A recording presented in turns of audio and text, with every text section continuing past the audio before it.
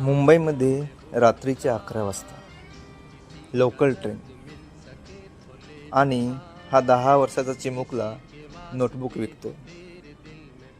मी त्याला सहज विचारलं, बाळा शाळा नाही का रे तुझी? तो म्हणाला, काका पोटासाठी शाळा सोडली.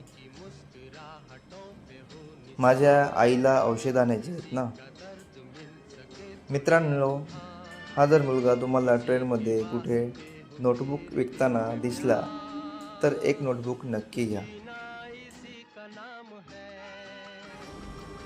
मुंबईमध्ये रात्रीचे 11 वाजता लोकल ट्रेन आणि हा 10 वर्षाचा चिमुकला नोटबुक विकतो.